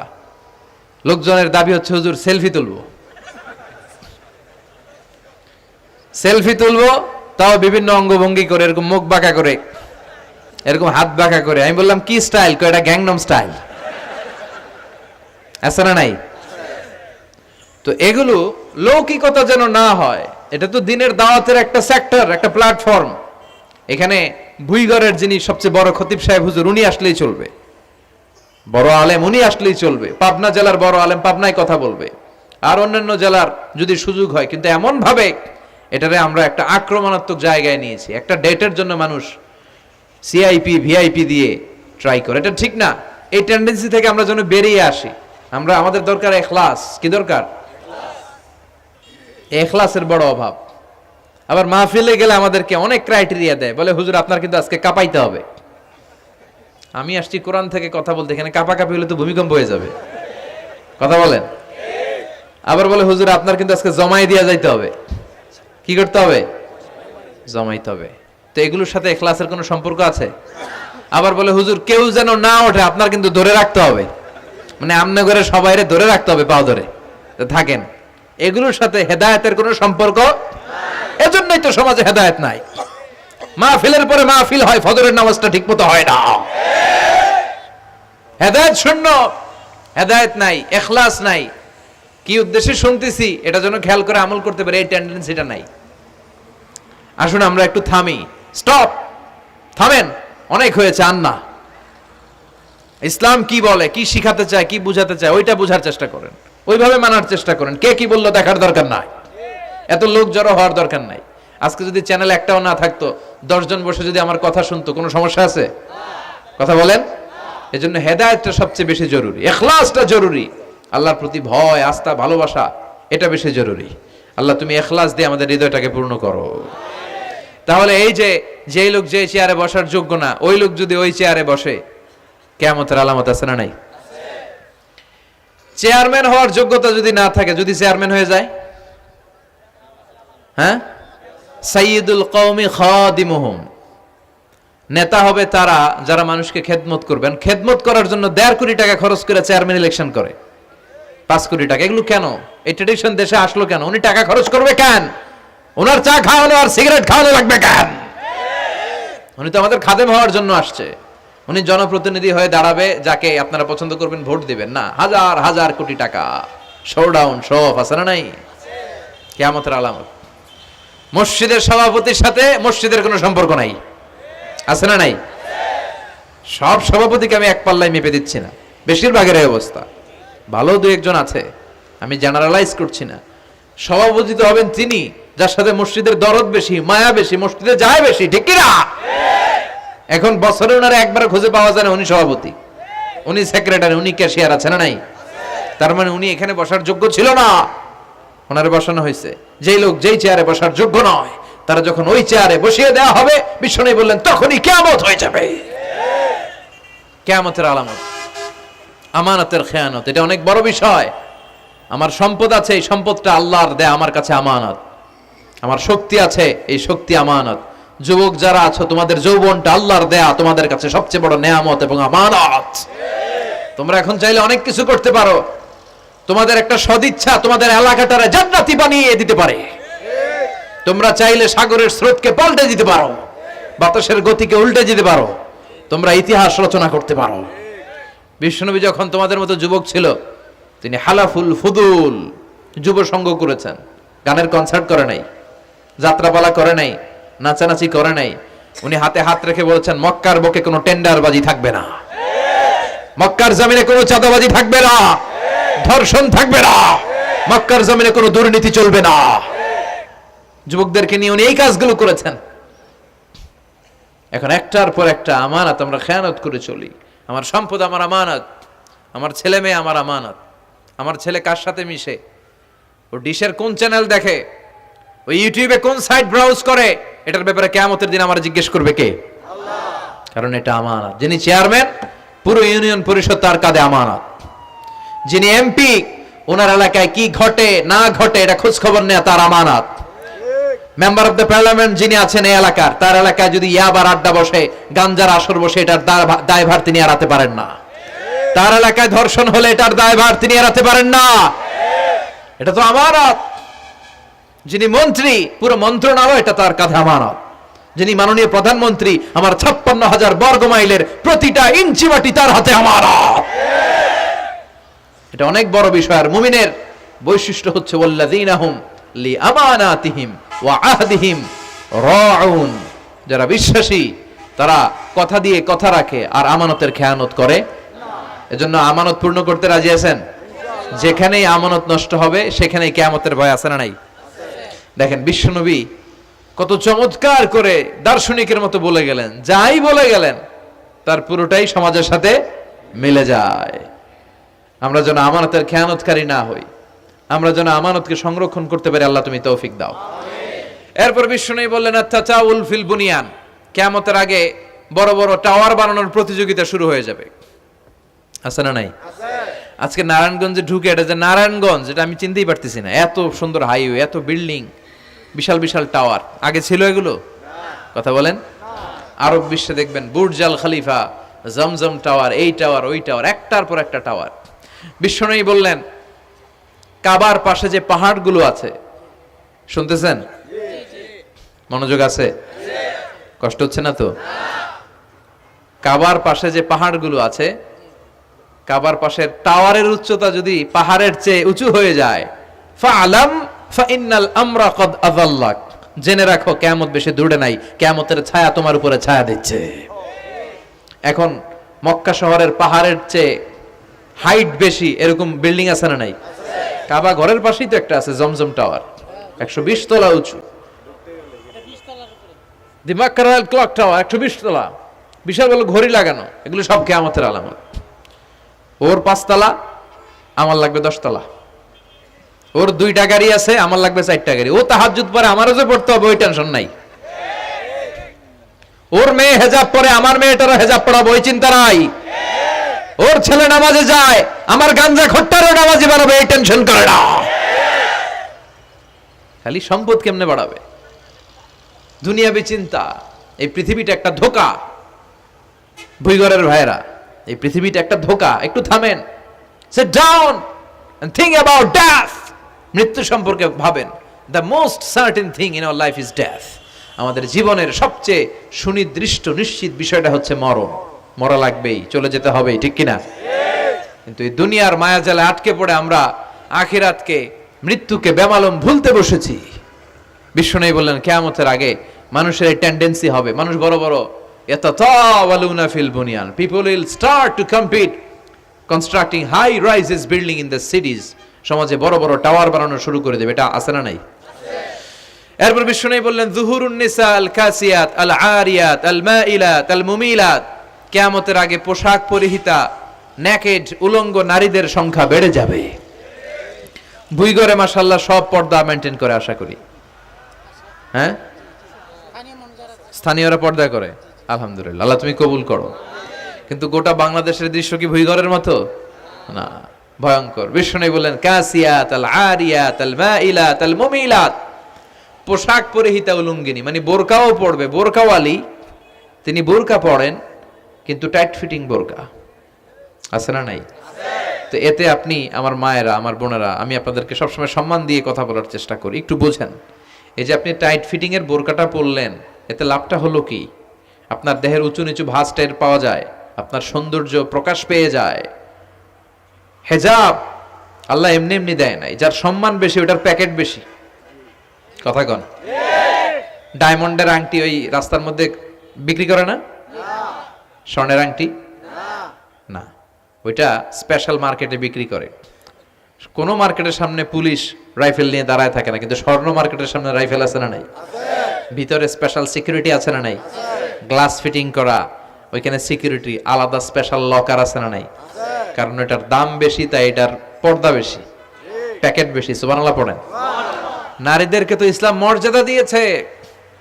বিষ্ণু বলেছেন দুনিয়া কুল্লুহা মাতা ও খায়রু মাতা'আদ দুনিয়াল মারআতুস সালিহা। দুনিয়ার সব হলো সম্পদ, আর এই সব সম্পদের মধ্যে সবচেয়ে দামি সম্পদ হচ্ছে নেককার নারী। এদের পেটগুলা খনি। এই নেককার নারীগুলো যদি হিজাব মেইনটেইন করে, এই পেটগুলো থেকে আল্লাহওয়ালা বেরোবে, নাজমুস সাকিব বেরোবে, কারি আহমদ বিন ইউসুফ আল আজহারি বেরোবে, বড় বড় মুফাসসিরে কোরআন বেরোবে। আর যদি হেজাব না করে, জি বাংলা স্টার জলসা নিয়ে মশগুল হয়ে থাকে, হ্যাঁ, টেন্ডারবাজ, চাঁদাবাজ, ডাকাত, এগুলো বেরোবে। ওজনে কম দিবে, খাদ্যে ভেজাল দিবে, মাছে ফরমালিন দিবে, গাঞ্জার টাকার জন্য লাথি মেরে মারে ঘর থেকে বের করে দিবে। এজন্য নারীরা, আমার বোনেরা, আপনারা অনেক সম্মানিতা। নিজেদের সম্মান সম্পর্কে সচেতন হন। এই হেজাব আপনার অধিকার। এই হেজাব নারীর অহংকার। হেজাব নারীর আভিজাত্যের প্রতীক। হেজাব নারীর রুচির প্রতীক। আপনার রুচিটা কেমন আপনার পোশাক দেখে বোঝা যায়। কথা কন। যে মেয়েটা হিপ হপ স্টাইলে চলাফেরা করে, গ্যাংনং স্টাইলে, এই মেয়েটারে ইফটিজিং করার সুযোগ আছে না নাই? কিন্তু যে হেজাব মেনটেন করে যেই নারীরা চলে, এদেরকে দেখলেই একটা সম্মান চলে আসে। কি ভুল বললাম? একটা সম্মান আসে না? আপনাদের সম্মানটা আপনারা রাখবেন। বিষ্ণু বললেন যুহুরুন নিসাল কাসিয়াতাল আরিয়াতাল মাইলাতাল মুমিলাত। কিয়ামতের আগে পোশাক পরিহিতা উলঙ্গিনী নারী বেরোবে। লা ইয়াজিদনা রিহাহা লা ইয়াদখুলনাল জান্নাতা ওয়া লা ইয়াজিদনা রিহাহা। এই নারীগুলো জান্নাতে তো প্রবেশ করবেই না, জান্নাতের ঘ্রাণও নাকে লাগবে না। ওয়া ইন্না রিহাহা তুজাদু মিন মাসিরাতি 500 সানা। আর জান্নাতের ঘ্রাণ 500 বছর দূরের রাস্তা থেকেও টের পাওয়া যায়। খেয়াল করে বুঝেন, এখান থেকে জান্নাতে পৌঁছতে আরো 500 বছরের রাস্তা। কয় বছরের? এত দূরে থাকতেই জান্নাতের সুবাতাস এসে আপনার নাকে ধাক্কা লাগবে। সুবহানাল্লাহ পড়বেন না? এই নারীগুলো জান্নাতে যাবে না, জান্নাতের ঘ্রাণও পাবে না। এজন্য বাবা যারা এসেছেন, সচেতন হন। আপনার মেয়ে চাইলেই যে কোনো ড্রেস আপনি তাকে কিনে দিতে পারেন না। মায়েরা যারা আমার কথা শুনছেন, আপনার মেয়ে আবদার করবে, সে তো ছোট, সে কি বুঝে। কিন্তু দেখবেন অনেক বিয়ের অনুষ্ঠানে আমি দেখেছি, মায়ের বয়স হচ্ছে 60, মায়ের হাত মোজা, পা মোজা, বোরকা লাগাইছে 2টা, পাশে ষোড়শী, অষ্টাদশী, তন্নি, সুন্দরী, সুস্নিগ্ধা এক মেয়ে, বয়স মাত্র 18। ওর বুকে ওন্না নাই, ওটা গলায় শোভা পাচ্ছে। এই 60 বছরের বুড়া মহিলার দিকে কেউ তাকাবে? ওনার তো ডেট এক্সপায়ার্ড। Date expired. ওনার সৌন্দর্য যা ছিল সব শেষ। তার দিকে তাকাবে না। তার উঠতি বয়সের তরুণ মেয়েটার দিকে অনেকে তাকাবে, কারণ এটা জেনেটিক্যাল একটা ইস্যু। একটা পুরুষ একটা নারীর দিকে জেনেটিক্যালি আকৃষ্ট হবে, এটাই স্বাভাবিক, ঠিক কি না? এজন্য আপনার হাত মোজা, পা মোজা আপনার দরকার ছিল না। আপনি পাতলা কাপড় পরলেও সমস্যা নাই। কথা কন। হাত মোজা, পা মোজা দরকার ছিল আপনার যুবতী মেয়েটার হাতে, যুবতী মেয়েটার পায়ে। এজন্য আপনারা আপনাদের সম্মানকে বুঝবেন। যারা নারী স্বাধীনতার কথা বলে, নারী আন্দোলনের কথা বলে, এরা নারীদেরকে ঠকায়। এরা নারীদেরকে বিজ্ঞাপনের বিলবোর্ডে নগ্ন করে উপস্থাপন করে। রাস্তা দিয়ে হাঁটি, চোখ খুলতে পারি না। আমার মায়েরা, এরা আমার দেশের মেয়ে, এরা এই 56,000 বর্গ মাইলের মেয়ে। এই মেয়েগুলোকে উলঙ্গভাবে হাফ নেকেড করে এই সিনেমা হলগুলোর পোস্টারগুলো যে দেয়া হয়েছে, এতে সম্মান বেড়েছে না কমেছে? ওদিকে চোখ তুলে তাকানো যায়? এজন্য নারী স্বাধীনতার কথা যারা বলে, এদের কথায় ফাঁদে পা দিবেন না। এরা আপনাদের সম্মান বাড়াতে চায় না, এরা আপনাদেরকে বিলবোর্ডে উঠাতে চায়, আপনাদেরকে উলঙ্গ করে রূপালী পর্দায় উঠাতে চায়, টিভির পর্দায় আপনাদেরকে নেকেড করে উপস্থাপন করতে চায়। এদের ঘরেই নারীরা বেশি নির্যাতিতা হয়, এদের কাজের মেয়েরাই বেশি নির্যাতিতা। আর সুযোগ পেলে এরা ধর্ষণে সেঞ্চুরি করতে দেরি করে না। এজন্য নারীদেরকে সম্মান দিয়েছে ইসলাম। আমার বোনেরা, আমাদের সম্মান যেন আমরা রাখতে পারি। আল্লাহ তুমি বোঝার তৌফিক দান করো। এরপরে বিষ্ণু বললেন ইতাআতু যাওজা ওয়া উকুকুল কিয়ামতের আগে বিয়ে করার পরে ছেলেগুলো মাকে ভুলে গিয়ে স্ত্রীর পেছনে পেছনে দৌড়াবে, স্ত্রীর আনুগত্য করবে। এরকম নমুনা আছে না নাই? বই ঘরে আছে? হ্যাঁ, মুরব্বী অনেক পজিটিভ, মাশাআল্লাহ। সবকিছু ইউনিক, কিছু কিছু অথবা নাই। এদিক থেকে আওয়াজ আসতেছে আছে, হয়তো কিছু কিছু আছে, কিছু কিছু নাই। জেনারেলাইজ করা ঠিক হবে না। তো এই জন্য মাকে ভুলে যাওয়া যাবে না। মায়ের দোয়া বড় দোয়া। মায়ের দোয়া সবার আগে কবুল। বুলেট মারলে বুলেট মিস হয়, মায়ের দোয়া মিস হয়? খবরদার। স্ত্রী চলে গেলে নতুন স্ত্রী পাওয়া যায়, মা মরে গেলে মা পাওয়া যায়? তাই বলে আমি বলছি না আপনার স্ত্রীকে ডিভোর্স দেন না, বুঝান, মাকেও বুঝান, স্ত্রীকেও বুঝান, বুঝানোর চেষ্টা করেন। সমাজের এখন সবচেয়ে বড় সমস্যাটা হচ্ছে শাশুড়িরা চায় আমি ডমিনেট করব, আমার এতদিনের গড়া সংসার। বউ এসে কয় না আমি আইছি মাগার, আমি সব খায় হলাম। আছে না নাই? এই যে সবাই ডমিনেট করতে চায়, এটা সমস্যা। সমাধানটা কি? সমাধানটা হচ্ছে আমাদের শাশুড়ি যারা আছে সমাজের, তাদের উচিত বৌমাটারে নিজের মেয়ের মতো মনে করা। নিজের মেয়েরা যেখানে বিয়ে দিছে ওইখানে কিন্তু খুব খোঁজ নেয়, মা তোর কি অবস্থা, তোর কষ্ট হইলো কিনা, ইত্যাদি ইত্যাদি। কিন্তু ছেলের বউ করে যারা আনছে এর দিয়ে ইচ্ছে মতো কাজ করা, এরকম ডাকাত আছে না নাই? ডাবল স্ট্যান্ডার্ড, এটা ঠিক না। আর বৌমা যারা আছেন, ঘরের বৌমা, এরা শাশুড়িকে একটু মায়ের মতো মনে করেন না, কারণ একদিন আপনিও শাশুড়ি হতে চলেছেন, একদিন আপনিও শাশুড়ি হবেন। রং ধরা যৌবন জং ধরে শেষ, আপনারও ছেলে হবে, এই ছেলের বিয়ে করাতে হবে, এই ছেলের বউ এসে আপনার ঘরে তাই করবে আপনি আপনার শাশুড়ির সাথে যা যা করেছেন। এই ছোট্ট হিসাবটা বুঝতে চায় না। শাশুড়ির উচিত বৌমাকে নিজের নিজের মেয়ের মতো করে আদর করা, যত্ন করা, আর বৌমাদের উচিত শাশুড়িকে মায়ের মতো সেবা করা। এই মিউচুয়াল আন্ডারস্ট্যান্ডিংটা থাকলে কোনো ঘরে আর ঝগড়া হবে? শাশুড়ি বৌমা, আল্লাহ সবাইরে তুমি কবুল করো। তো কিয়ামতের আগে মারে ভুলে যাবে, মাকে ভুলে গিয়ে স্ত্রীর পেছনে পেছনে দৌড়াবে। খবরদার, খবরদার। আপনি নামাজি হতে পারেন, মুসল্লি হতে পারেন, হাজী সাহেব হতে পারেন, কিন্তু মা যদি বদদোয়া দেয় আপনার সব শেষ, দুনিয়াও শেষ, আখিরাতও শেষ। মায়ের মর্যাদা বাবার চেয়ে 3 গুণ বেশি। হামালাতহু উম্মুহু, কারণ বাবা পেটে ধরে নাই, পেটে ধরছে কে? ওয়াহানান আলা ওয়াহান, 8 মাস 10 মাস এই বোঝাটা বাবা বহন করে নাই, করলো কে? ফিসালুহু ফি আমাইন, 2 বছর বাবা দুধ খাওয়ায়নি, দুধ খাওয়ালো কে? মায়ের এক ধার দুধের দাম কাটিয়া গায়ের চাম, পাপস বানাইলেও ঋণের শোধ হবে না, এমন দরদি ভাবে কেউ হবে না আমার মাহাগো। ঠিক কিনা? লাউ কাতা'তা জিলদাক, আপনার গায়ের চামড়া কেটেও যদি মায়ের পায়ের জুতা বানিয়ে দেন, কি বানিয়ে দেন? কি দিয়ে? গায়ের চামড়া দিয়ে। এই যে 2 বছর যে দুধ খাইলাম, এই দুধের 1 ঢোক দুধের সুদটাও আদায় হবে না। এজন্য খবরদার, মাকে যেন আমরা ভুলে না যাই। মা দোয়া করতে দেরি, ওই দোয়া কবুল হতে। আমরা ছোটবেলায় যে কত কষ্ট দিয়েছি, সবচেয়ে বেশি কষ্ট যখন দিয়েছি মাকে, ওই স্মৃতিগুলো আমাদের মনে পড়ে না। আপনার বয়স যখন 1 বছর, আপনি স্মৃতি হাতরে এত দূর যেতে পারবেন? 1 বছর বয়সে কি কি কষ্ট দিয়েছিলেন মনে আছে? মানুষের বয়স যখন 2, 3, 4 হয়, 4-5 বছর বয়সে, তখন তার কথাগুলো খেয়াল থাকে। কিন্তু সবচেয়ে কষ্ট কিন্তু মাকে বাবাকে আমরা দিয়েছিলাম যখন আমাদের বয়স 1-2 বছর ছিল। আর মায়ের পেটের ভেতরে যখন ছিলাম তখনও কষ্ট দিছি কি দেই নাই? এক একটা লাথি যখন মেরেছে আমার মা বেহুশ হয়ে যেত। আমাকে আপনাকে জন্ম দিতে যে আপনাদের মা কতটা কষ্ট করেছেন খেয়াল করে শুনেন। চিকিৎসা বিজ্ঞানীরা বলে একজন সুস্থ মানুষ 45 ইউনিট পেইন, মানে ব্যথা, একসাথে সহ্য করতে পারে। ব্যথার তীব্রতা, সিভিয়ারনেস যদি এর চেয়ে বেড়ে যায়, হয়তো লোকটা বেহুশ হয়ে যাবে, না হয় মরে যাবে। কিন্তু আমার আর আপনার মা আমাকে আর আপনাকে জন্ম দিতে যে ওই ডেলিভারি যখন দিয়েছিল, 57+, 57 ইউনিটেরও বেশি ব্যথা তিনি সহ্য করেছিলেন।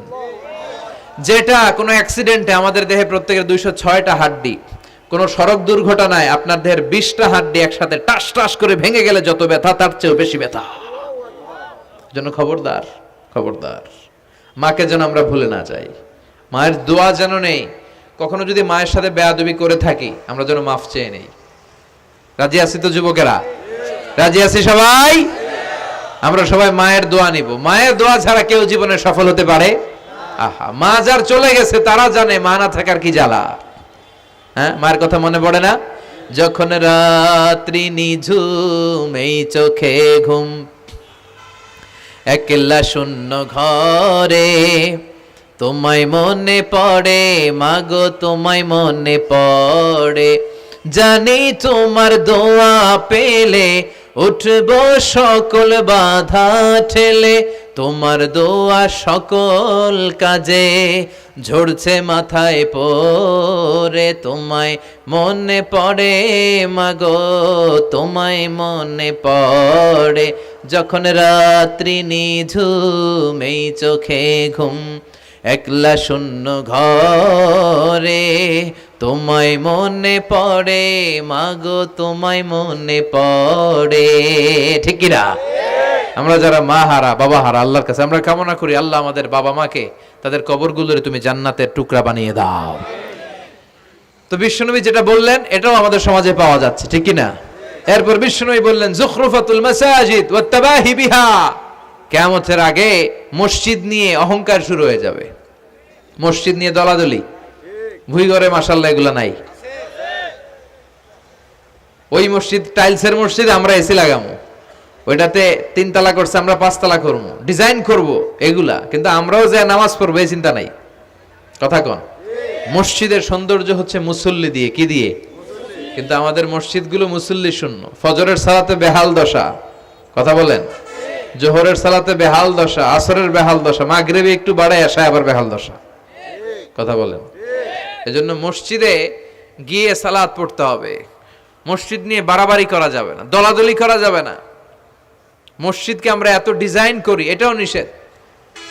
মসজিদের সামনের দেয়ালে ঘড়ি টড়ি লাইটিং ফাইটিং এগুলো যত কম দেয়া যায়, তাহলে দৃষ্টিটা ওইদিকে যাবে না। লাইট টাইট সবকিছু পেছনে হবে, যার ঘড়ি দেখা দরকার পেছন থেকে দেখে নিবে, সামনের জায়গাটা হবে ফ্রেশ। কিন্তু এরকম মসজিদ বাংলাদেশে খুঁজেই পাওয়া যায় না, কথা বলেন। বিশ্বনবীর মসজিদ ছিল, বুখারীর বর্ণনা, ওয়াকানা সাকফুল মসজিদে জারিদুন নাখাল, বিশ্বনবীর মসজিদে নববীর ছাদ ছিল খেজুর পাতা দিয়ে তৈরি, ডালা দিয়ে তৈরি ছাদ। আর মসজিদে নববীর ফ্লোর ছিল বালুর ফ্লোর, বৃষ্টি হলে কাদামাটি হয়ে যেত। বিশ্বনবীর সাহাবীরা বর্ণনা করেন, রাআইতু রাসূলুল্লাহ সাল্লাল্লাহু আলাইহি ওয়াসাল্লাম ইয়াসজুদু ফিল মাই ওয়াত তিন, কাদামাটির উপরে বিশ্বনবী সিজদা দিচ্ছেন, নামাজ পড়ছেন। সালাম ফিরিয়ে বিশ্বনবী যখন সাহাবীদের দিকে মুখ ফিরিয়ে বসে তাসবিহ পড়তেন, সাহাবারা বর্ণনা করেন, রাআইতু আসারা তিনি ফি জাবহাতি, বিশ্বনবীর কপাল মোবারকে আমরা কাদার মাটি দেখতে পেয়েছি। আর আমাদের মসজিদে খালি টাইলস। কই তোরা ঢাকায় টাইলস, আমরা উজবেকিস্তান থেকে টাইলস নিয়ে আসুন, আছে না নাই? এজন্য মসজিদ দিয়ে যেন আমরা দলাদলি না করি, মসজিদটার যেন হেদায়েতের মার্কাজ বানায়। রাজি আছেন তো? বাচ্চাদেরকে মসজিদে যেতে দিবেন, আমি সব জায়গায় বলি। অনেক মুরব্বীরা আছে বাচ্চাদেরকে মসজিদে ঢুকতে দিতে চায় না, আছে না নাই? বাচ্চা ঢুকাইলে রেগে যায়। রেগে যান কেন? ওর বয়স হতে আপনি মসজিদের দিকে আসার খান নাই, মসজিদের দিকে উল্টায় পরে আসারও তো খান নাই। ও আসতে যাচ্ছে, আসতে দেন। বাচ্চারা মসজিদে আওয়াজ করবে, এতে কোনো সমস্যা নাই, বাচ্চারাই তো আওয়াজ করবে, আপনি করবেন? বাচ্চারা লাফালাফি করলে ভাল লাগে, 80 বছরের বুড়া মানুষ লাফ দিলে ভাল লাগবে? কথা কন, বিশ্রী দেখা যাবে। বাচ্চারা এরকম লাফালাফি করবে। তুরস্কের বিভিন্ন মসজিদের দেয়ালে ফেস্টুনে ব্যানারে লেখা থাকে, নামাজ চলা অবস্থায়, জামাত চলা অবস্থায় যদি পিছনে বাচ্চাদের আওয়াজ চিল্লাফাল্লা শুনতে পাওয়া না যায়, তাহলে ভবিষ্যৎ প্রজন্ম নিয়ে তোমাদের চিন্তায় থাকা উচিত। পিছনে বাচ্চাদের আওয়াজ নাই, তার মানে আমার নাতিপুতি, আমার ছেলেমেয়েরা তো নামাজি হচ্ছে না। আর তারাবি নামাজ পড়তেছে, পিছনে চিল্লায় ফাটায় ফেলাইতেছে, তার মানে ইনশাল্লাহ ভবিষ্যতে নাতিপুতিরা সবগুলা মুসল্লি হবে। কথা বলেন। বুঝায় দিবেন যে বাবারা দুষ্টামি করিস না, কিছুক্ষণ থামবে আবার শুরু করবে। এটাই বাচ্চাদের সৌন্দর্য, এটা বাচ্চারা করলেই মানায়। বাচ্চাদেরকে যেন আমরা মসজিদে নিয়ে যাই। রাজি আছেন তো? আল্লাহ বুঝার তৌফিক দান করো। বিশ্বনবী বললেন, ইয়াতাকারাবুজ জামান তাতাকারাবুল আসওয়াক, কিয়ামতের আগে ইয়াতাকারাবুজ জামান, সময়ের বরকত কমে যাবে। 1 বছর মনে হবে 1 মাস, 1 মাস মনে হবে 1 সপ্তাহ, 1 সপ্তাহকে মনে হবে 1 দিন। এই যে 4 বছর ধরে এখানে তাফসীর হয়, তাই না? কথা কন। গত বছর আসছিলেন কারা কারা? হাত তোলেন। আসছে তো কম না, ভালোই আসছিল, হাত নামান। এই যে গত বছর ওয়াজ শুনে গেলেন, এই বছর আবার আসলেন, আপনাদের কি মনে হয় যে 1 বছর চলে গেছে? মনে হয় যে অল্প কয়েক মাসের ব্যবধানে এই বছরটা ঘুরে যেন আবার চলে আসলো, এরকম মনে হয় না? বরকত উঠায় নিচ্ছে কে? কথা বলেন। এরপর খাবারের স্বাদ উঠায় নিচ্ছে কে? আগে খাবারের যে স্বাদ ছিল এখন এটা আছে? আগে ইলিশ মাছ রান্না করলে যে ঘ্রাণ হতো এখন এই ঘ্রাণ পাওয়া যায়? আগে শোল মাছের ঝোল রান্না করলে যে স্বাদ হতো, আগে চিংড়ি মাছ রান্না করলে যে স্বাদ লাগতো, এখন এই স্বাদ পাওয়া যায়? সব তুলে নিল কে? দেখেন বিশ্বনবী যা যা বললেন তার প্রমাণ সমাজে আছে না নাই? শুনতেছেন না কষ্ট হচ্ছে? আর দু একটা আলামত শুনবেন, শেষ করে দেই। শুনবেন আর কয়েক মিনিট। বিশ্বনবী বললেন তাসলিমুল খাসা, কিয়ামতের আগে লোকজন শুধু পরিচিতদেরকে সালাম দিবে, অপরিচিতদেরকে সালাম দিতে চাইবে না। এরকম আছে না নাই? এই মুরব্বী চাচারে চিনি, চাচা আসসালামু আলাইকুম, চিনি আসসালামু আলাইকুম, ওদিকে চিনি আসসালামু আলাইকুম, কিন্তু অন্য একটা এলাকায় গেছি ওখানে কাউরে চিনি না, সালামও দেই না। বাসে উঠছেন কাউরে চিনেন না, সালাম দেন না, এরকম আছে না নাই? তো সালাম কি যাদেরকে চিনেন এদের জন্য? কথা কন। আলা মান আরাফতা ওমান লাম তারিফ, যাকে চিনো সালাম দাও, যাকে চিনো না তাকেও দাও। আল বাদিউ বিস সালাম, বিশ্বনবী বললেন আগে আগে দাও। আল বাদিউ বিস সালাম বারিউম মিনাল কিবর, আগে আগে যে সালাম দেয় তার হৃদয় থেকে অহংকার মুক্ত করে দেয় কে? আল্লাহ। অহংকার মুক্ত হওয়ার দরকার আছে না নাই? যার হৃদয়ে যাররা পরিমাণ অহংকার থাকবে সে জান্নাতে প্রবেশ করতে পারবে না। কথা বলেন।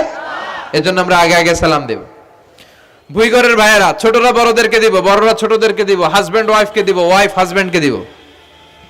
রাজি আছেন তো? আজকে যারা স্বামী যারা আসছেন বাড়িতে যেই ভাবির আগে সালাম দিবেন।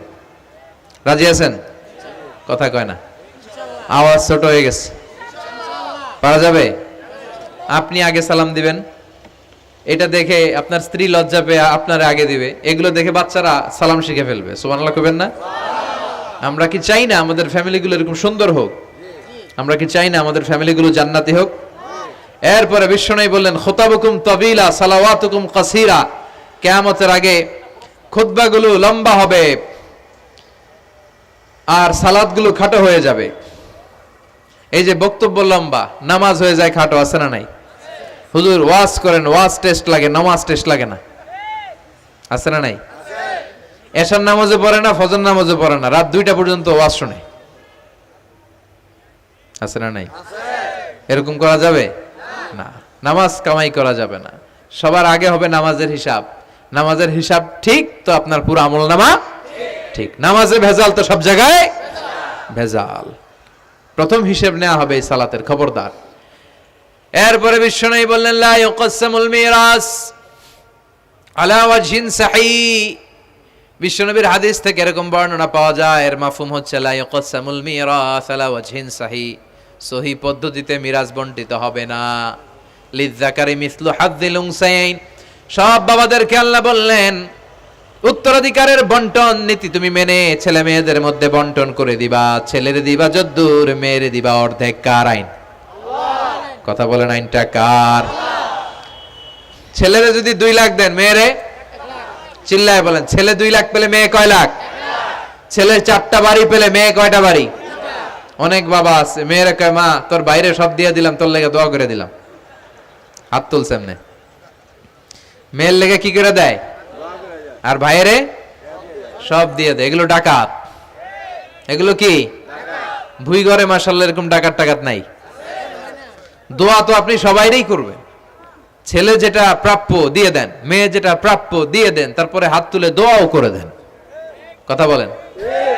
অনেক মা আছে ছেলেরে বেশি খাওয়ায়, মেয়েরে কম খাওয়ায়, আছে না নাই? ছেলের পাতে মুরগির রান, মাইয়ার পাতে মুরগির ঠ্যাং, আছে না নাই? দেখবেন ওই মা বাবার হয়তো অনেক সময় শেষ কালটা ছেলের বাড়িতে কাটে না, কাটে মেয়ের বাড়িতে, আছে না নাই? কারণ প্রকৃতিরও একটা মায়ের আছে না নাই? শেষ মাইরটা আল্লাহ দিবে। শেষ মাইরটা কার? আল্লাহ ছাড় দেয়, ছেড়ে দেয় না। আল্লাহ কি দেয়? কি দেয় না? আল্লাহর সব মনে থাকে। আল্লাহ শেষ খেলাটা খেলে দিবে। চিল্লায় বলেন ঠিক কি না? বাবা মা যারা আছেন সাবধান, উল্টাপাল্টা করেন না। এগুলো নিয়ে কত বিচার যে আমাদের কাছে আসে, কত মাসালা যে আসে। কেন করেন এগুলো? সমানভাবে আপনি ইনসাফ করেন, কিয়ামতের দিন আপনার বিচার করার সময় আল্লাহ আপনার উপর ইনসাফ করবে। আপনি ঠকাবেন, আল্লাহ আপনার 14 গোষ্ঠী উদ্ধার করে ছাড়বে। তিনি ভুলে যান না, তিনি ছাড় দেন, ছেড়ে দেন না। এজন্য মিরাসের যে বন্টন পদ্ধতি, আমরা যেন ইসলামের দেয়া পদ্ধতি অনুসরণ করি। আল্লাহ তৌফিক দাও। কিয়ামতের আগে ভূমিকম্প বেড়ে যাবে, আছে না নাই? কিয়ামতের আগে আত্মহত্যা বেড়ে যাবে, আছে না নাই? কিয়ামতের আগে ঢোল বাদ্য নাচানাচি বেড়ে যাবে, আছে না নাই? বাংলা মায়ের একতারা সুর কতই ভালোবাসি, দোতারা সুর কতই ভালোবাসি, বাজারে ঢোল বাজারে বাসি।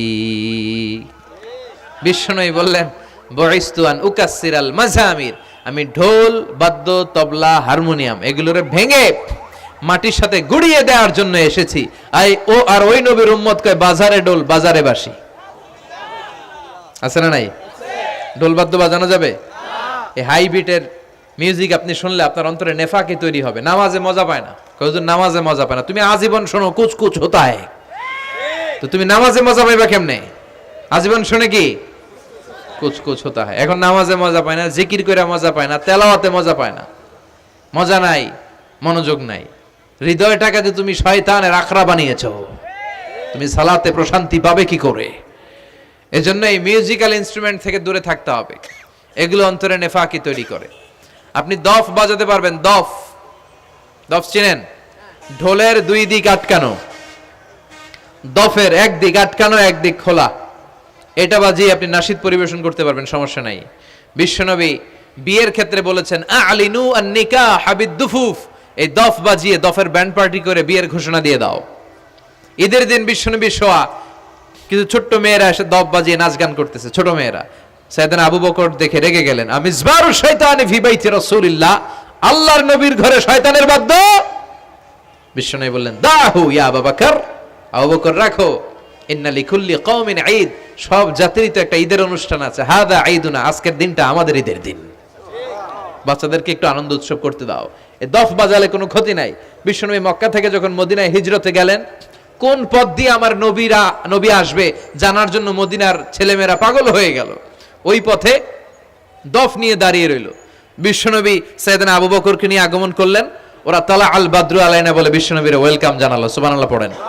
তালা আল বাদরু আলাইনা মিন সানিয়াতিল ওয়াদা ওয়াজাবা আশ-শুকরু আলাইনা মা দাআ লিল্লাহি দা أيها المبعوث فينا جئت من أمر المطاب جئت شرفت المدينة مرحبا يا خير دا طلع البدر علينا من ثنيات الوداع وجب الشكر علينا ما دعا لله دا পড়েন আল্লাহু আকবার।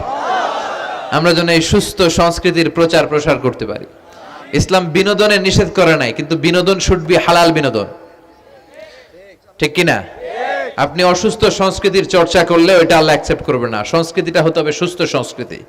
আল্লাহ তুমি তৌফিক দাও। বিষ্ণুবী যা যা বললেন, ভুইঘরের ভাইয়েরা, তার প্রতিটি আমাদের আশেপাশে চোখের সামনে পেছনে আছে না নাই? এটা ফিতনার যুগ। কিসের যুগ? এই যুগে আমানতের খেয়ানত হবে, এই যুগে নারীরা বেপরদা হয়ে চলাফেরা করবে, এই যুগে নিজের ঈমান বাঁচানো কঠিন হয়ে যাবে। এই কঠিন বিপদের সময় আমাদেরকে বাঁচাতে পারে দুইটা জিনিস। কয়টা জিনিস? চিল্লায় বলেন কয়টা? দুইটা জিনিস শুধু আমাদেরকে বাঁচাতে পারে। এক হচ্ছে আল্লাহর কোরআন, দুই হচ্ছে বিশ্বনবীর সুন্নাহ, ঠিক কিনা? এই দুইটা জিনিসকে মারির দাঁত দিয়ে আঁকড়ে ধরে রাখতে হবে, তাহলে সে পথভ্রষ্ট হওয়ার কোনো সুযোগ। This Quran and Sunnah hour way to জান্নাহ, ঠিক কিনা? আওয়াজ করে আমার সাথে পড়েন, কোরআন and Sunnah hour way to জান্নাহ। আওয়াজ বাড়ায় দেন, পড়েন, কোরআন and Sunnah hour way to জান্নাহ। এই কোরআন সুন্নাহ আপনাকে জান্নাতের ওয়েতে উঠায় দিবে, রাস্তায় উঠায় দিবে। এই কোরআন সুন্নাহর সাথে যেন আমরা সম্পর্ক বাড়াই, তাফসির মাহফিলগুলোতে যেন বেশি বেশি যাই, এলাকায় যেন ইসলামী হালাকা তৈরি করি, প্রশ্নোত্তর পর্ব তৈরি করি, এতে করে নিজেরা যেন সমৃদ্ধ হই, কোরআন সুন্নাহর সাথে যেন সম্পর্ক বাড়াতে পারি। আল্লাহ তুমি তৌফিক দাও। আর জোরে পড়ে আমিন। যারা এই লম্বা সময় আমার বক্তব্য শুনলেন সবাইকে আমি আন্তরিকভাবে শুকরিয়া জানাই। যারা এই প্রোগ্রামের অ্যারেঞ্জ করেছেন তাদেরকে আমি শুকরিয়া জানাই। এই যে শুরু হয়েছে ওঠা বসা, বসেন, এগুলো আপনারা শিখছেন কোথায়? 2 ঘন্টা আলোচনা শুনে এরপরে ওঠা বসা শুরু করে দেয়। এই কথাগুলো আমরা বলি, এত পরিবর্তনের কথা বলি, শৃঙ্খলায় যদি শিখতে না পারলাম তাহলে কি ইসলাম শিখলাম? ইসলাম তো শৃঙ্খলার অপর নাম, ঠিক কিনা? শৃঙ্খলা নাই, ওখানে ইসলামের কিছুই পালন হয় নাই, ঠিক কিনা? বসেন, আমরা একসাথে বিদায় নিব। যতগুলো কথা বলেছি কোরআন সুন্নাহর আলোকে বলেছি, বানিয়ে বলি নাই।